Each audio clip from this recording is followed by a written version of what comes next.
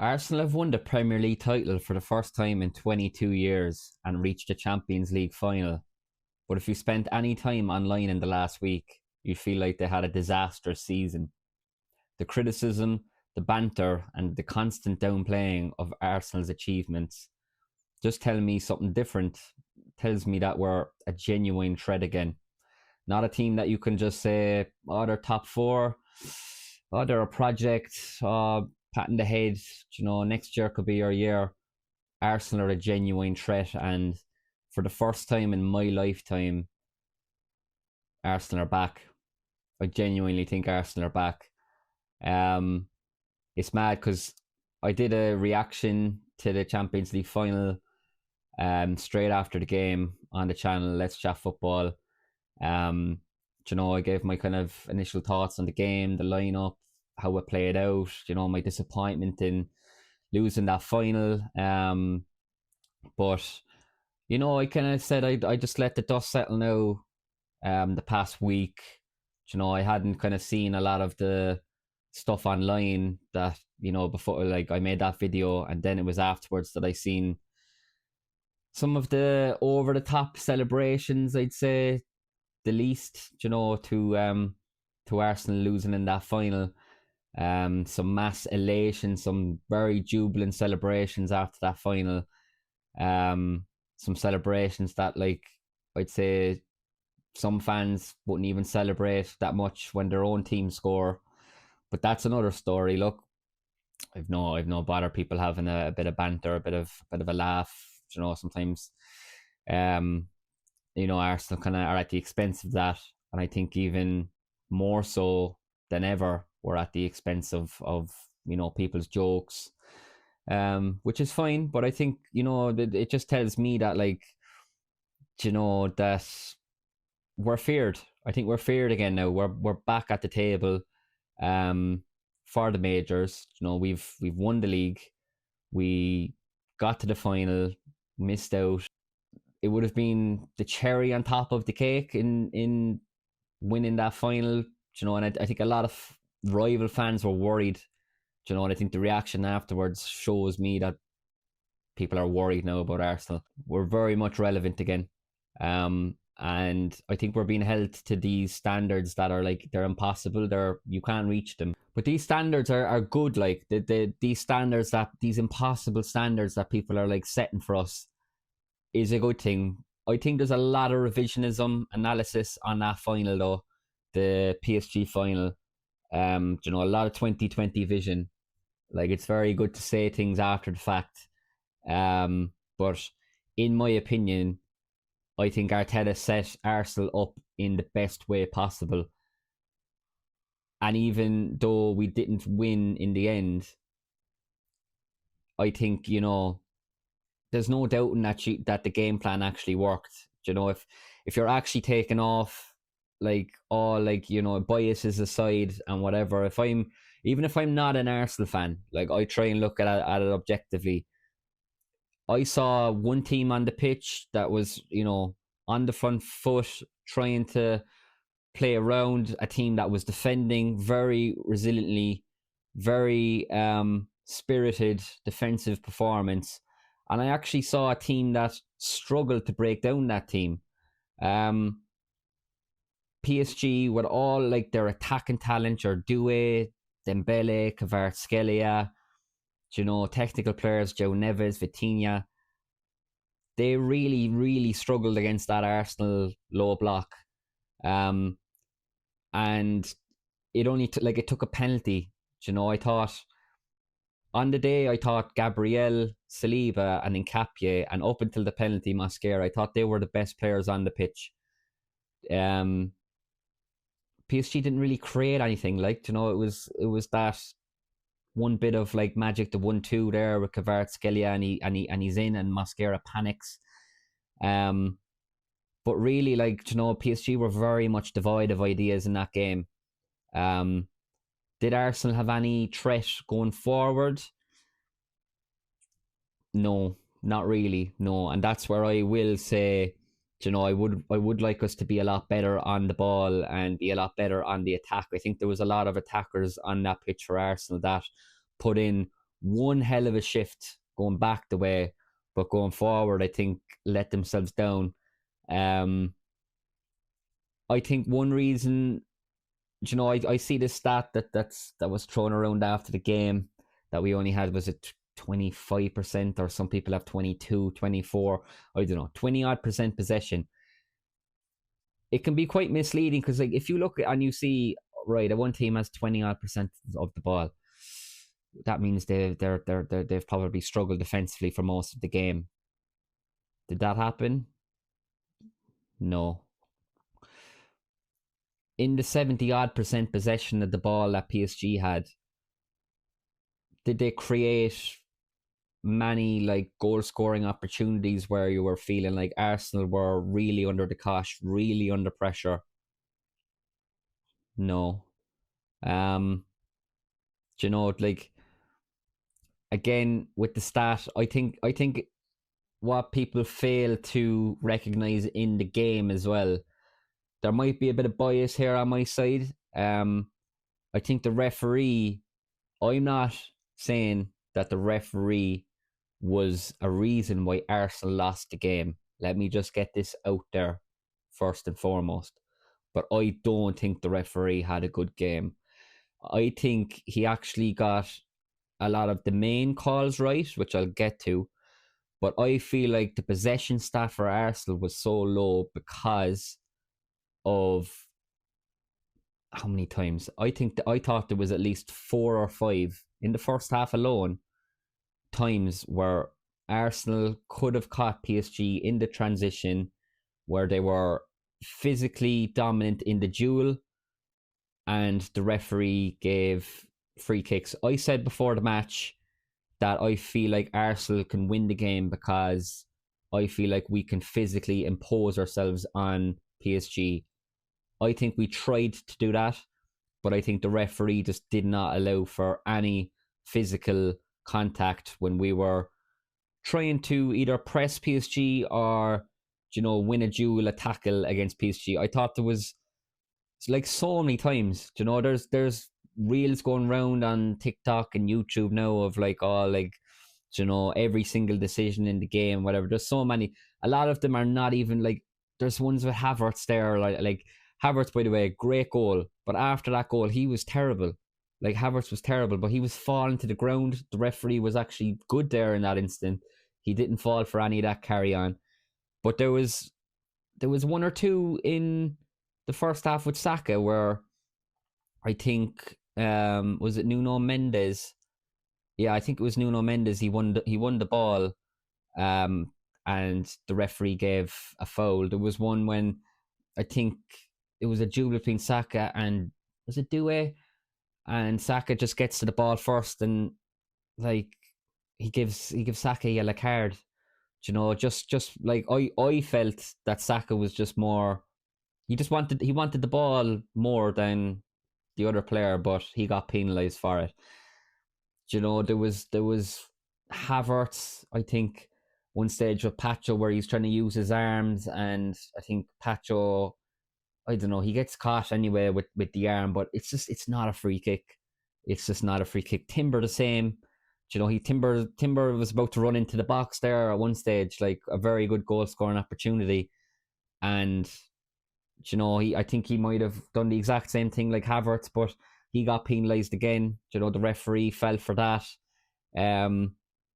So yeah, I don't know. I just felt like the referee it impacted Arsenal's approach to the game. I think, yes, we would have liked to have had more going forward, but I do think the referee impacted that. Now, what I will say about like some of the major calls in the game, the Trossard handball, I touched on it in my post-match reaction to it. I think it's we need to know going forward with the handball. Like it hits off Trossard. It's like when you're on about handball, it's like if the ball's going past you that way, your arms should be here. But then if the ball's coming here, your arms should be here. It's like there has to be a position where your arms are going to be. Do you know what I mean? And you can't just say, because the ball is there, your arms should be here. I think the closer your arms are to your chest or to your body, I don't think you can penalise a handball in that sense because it's going to hit you anyway, if you get what I'm saying. But again, I don't know what the handball rule is. There needs to be more clarity. This is why I'm putting it out there, even to the Let's Chat Football community. What do you feel about it? Is it just, any handball should be penalised and that goal should have been disallowed? I don't know. Another one was the Saka one with the handball where it actually hit off his hand twice.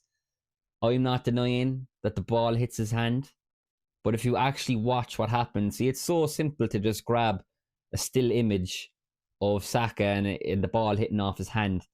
But if you watch the video, he's trying to clear the ball. It can happen to any player. He swipes at it, misses it. The ball comes up. He's not even he's not aware at all. Like, it comes off this hand, then he looks that way, it comes off the other hand. Anyone who says that is a handball and should be a penalty, I think that's just nuts. I saw a lot of people then saying that Mosquera should have got booked, a second booking, and been sent off, which I think is just absolutely crazy. First of all, he got booked when he shouldn't have in the first, the 46th minute. I think the referee was on a mad one about time wasting, which I think we did time waste. I'll get to that in a minute. But for that particular throw-in with Mosquera, he didn't time waste. It was unbelievable, I thought. But nevertheless, he's on a yellow card. He then makes the challenge on Kvaratskhelia. You watch it again, like, he actually gets the ball. It's just the fact that he goes through Kvaratskhelia to get the ball. It's a genuine attempt at getting the ball. I just hate this nonsense now with, like, when players are on a yellow card now, it's like any foul that they make, it's second yellow. It's a second yellow. It's not a second yellow. Did he danger Kvaratskhelia there? Did he try to hurt the player? No, like, he's trying to get the ball. It was foolish out of him. Do you know what I mean? And I'll criticise him for that. Like, I thought he was brilliant, but I'll criticise him for that moment. Like, it was a poor tackle, but it's mistimed. Like, it was a penalty. It's not, like, the question of it being a second yellow is just crazy to me. What else? The Madueke penalty claim. That's not a penalty, guys. I'm an Arsenal fan. That's not a penalty. We have to look at all of these decisions, like whether it be Saka, Trossard, Madueke, whoever. Like, I urge you to look at it if it was your team and your player, and would you want it or would you want it against you? All these stats about the game, like, it still would have been true if Arsenal had won the penalty shootout. Like, it's people. Well, then again, some people would say it would be like a defensive masterclass. Had we won the penalty shootout. Not every person, but yeah, I still think people would have diminished it even if we did win it. We've been called the worst Premier League winners, which statistically is not even correct. But anyway, if we'd have won the Champions League, like, we would have been known as the worst Champions League winners. Like, there's no doubt about that. I have no doubt about that. Moving on from the final, I personally think that, like, Arsenal Football Club are almost like a catalyst for change in football. I'm gonna back this up with a few points here, right? One point is going to be a lot longer than the other, but we'll get to that. Suddenly, these defensive, pragmatic, conservative tactics are frowned upon. Now, what I mean by that is that, like, we've seen in the past with managers that have set up their teams defensively, Mourinho, Simeone, you know the kind. And I've never, like, for me, watching those teams, like, you mightn't like the football, you mightn't like the dark arts, but you can't deny that, like, it's effective and it's a way of playing the game. And suddenly now it's like, because Arteta has implemented, a very much defensive dark arts strategy, it's like, oh, we don't like that, so we want to get rid of that from the game. And yeah, I think that's just the first prime example of how when Arsenal do things, it's blowing up way more than it should be, and it's almost like you can't do that. You're not allowed to do that. Second one is time wasting. I think we time waste the most from throw-ins. Corners, I think, is a different story. Because I actually think a lot of teams do take their time on corners. But with throw-ins, there's no doubt, definitely in the last couple of seasons, we actually waste our own time. Sometimes like the scoreline, we could be like a goal down or level, and like we need a goal, and we're wasting time, and it annoys me that we're wasting time. Slowing the game down. But I feel like time wasting has been part of football for a very long time. Suddenly now, because Arsenal won the league with some time wasting, with some dark arts, suddenly like they're bringing in these rules now with time wasting, which I think should be brought in. I just think it's very convenient now that when Arsenal time waste, and it's noticeable that Arsenal time waste, that suddenly everyone doesn't want time wasting in the game. The next one is corners, right? I've never heard so much nonsense this season about Arsenal with corners. You swear that Rio Ferdinand, John Terry, you can name many other like Premier League great centre backs, defenders. People make out like they never grappled in the box or they never held anyone in the box, but suddenly now, because Arsenal are good at corners and it's labelled that we wrestle, grapple, whatever, suddenly now, there's all these rule implementations, rule changes coming in around corners and grappling. I think that's quite convenient. I think that's very convenient. Many times, even this season, Arsenal players have been wrestled to the box, dragged down in the box, but that doesn't go along with the narrative, because the narrative is that Arsenal are set piece FC, corner FC, that we just lump a load of balls into the 6-yard box and just hope for the best, when really there's a lot of detail that goes in to the set pieces. There's so many different variations, and actually I'm going to make a claim here that you might think is just completely bonkers, but I don't think it is. With goalkeepers, the opposing team's goalkeepers on corners, Arsenal this season and for many seasons, we've never held a goalkeeper the way that our goalkeeper has actually been held in the past. Now I'm going to give two examples here. There was one with Ramsdale with Aston Villa a good few years ago, where I think it was Douglas Luiz scored from the corner, but you can clearly see that Ramsdale's being held around his waist here. He's got two hands around him, and the player is impacting him from doing his job. The same happened against Brentford in the first game of the season. This is going back to August 2021, when Bernd Leno, at the time Arsenal's goalkeeper, for the first goal that we conceded in that match against Brentford, he's clearly being held by, I think it's Janssen, again holding Leno, fouling him. I think he's fouling him, but again, nobody really cared, and the consensus at the time was that Arsenal were weak, that we were soft. And even I saw this clip recently of Gary Neville, who spoke at the time on that incident with Leno, and this is direct quote that he says. So Gary Neville, when asked if Leno had been fouled by Janssen: No. I've got a strong opinion on this. I can't have it that a goalkeeper gets blocked.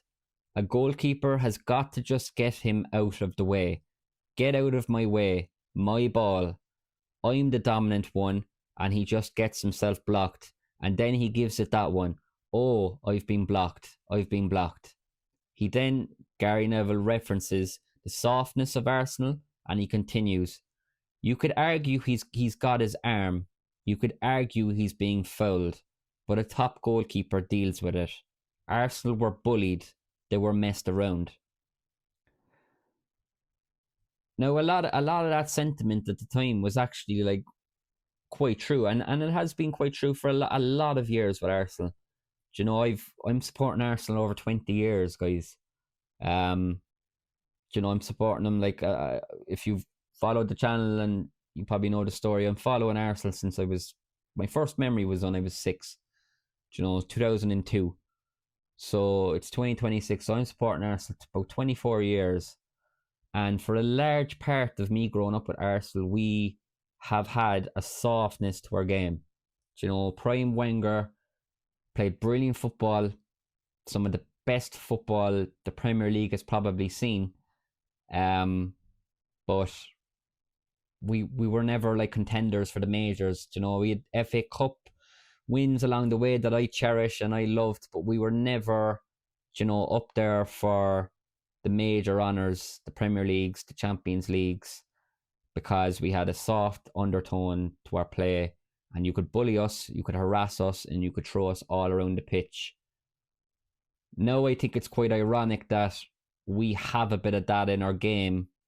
We are physical, you can't bully us, and suddenly people have a problem now again. So I'm like, do we go back to being weak and then get ridiculed, or do you want us to be physical? And then we're still getting criticised. So I'd rather be criticised when we win, and I'd rather be criticised by not winning more, which is the case at the moment for Arsenal. People are laughing at Arsenal for not winning more. I can deal with that.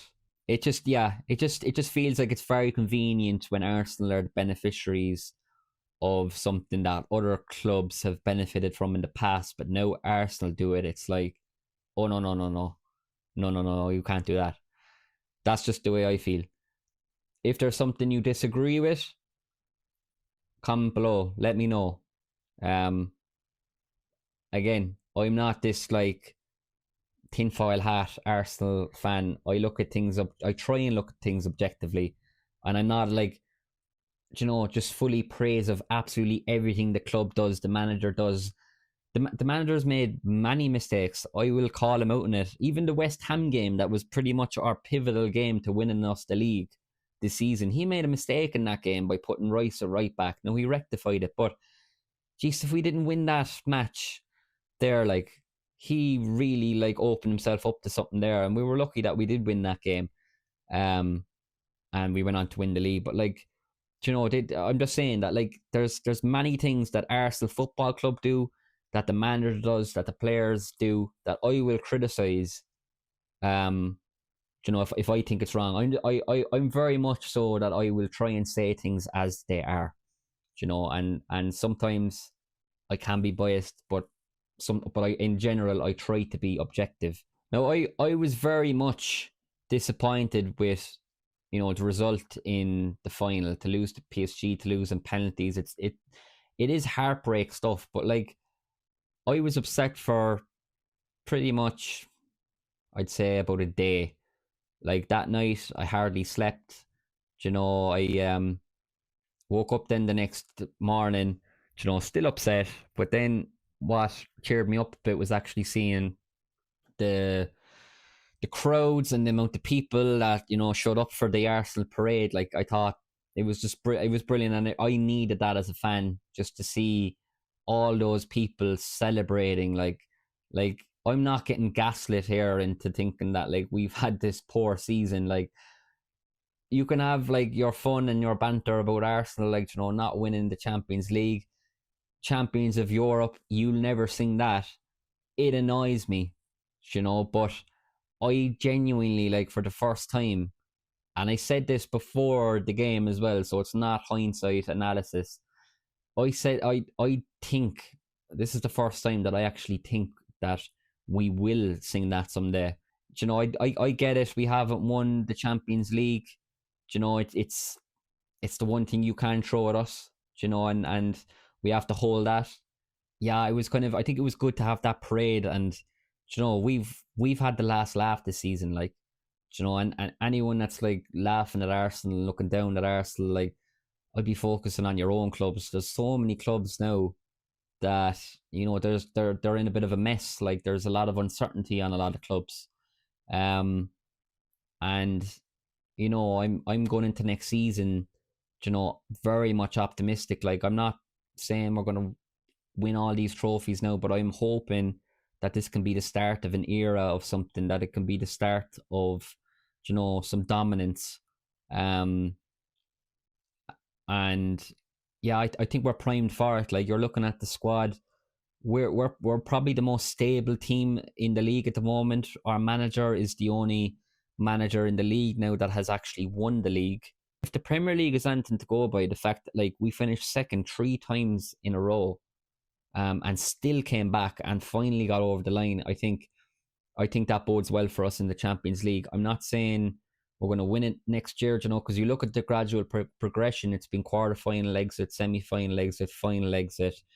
Really, if we won it this year, like, that would have been, like, elite for Arteta, like, in his third season in the Champions League, in your first job. Like, when you really look at it, like, to win it, that would have been unbelievable. But I think we should be aiming to be up there. And there's no divine right to win anything, like, in sport. Like, you have to earn it. So I think, like, in football isn't linear. You only look at, like, Liverpool. Everyone thought that they were going to win it this year, after the summer that they had, and it doesn't work out that way. But I think we're such a hungry bunch. The hunger is there in this squad. You can see it. Like, there's a lot of warriors in this team. There's a lot of, like, really big men, big characters, and it's going to be interesting to see how Arteta evolves again, because, like, it's not so long ago. Like, people think that we are this defensive team now, but it wasn't so long ago that we had Zinchenko playing left back and he was inverting, and we were playing this very fluid attacking football. He diverted away from that. I think he learned that you can't out Pep. Nobody can out Pep. Do you know what I mean?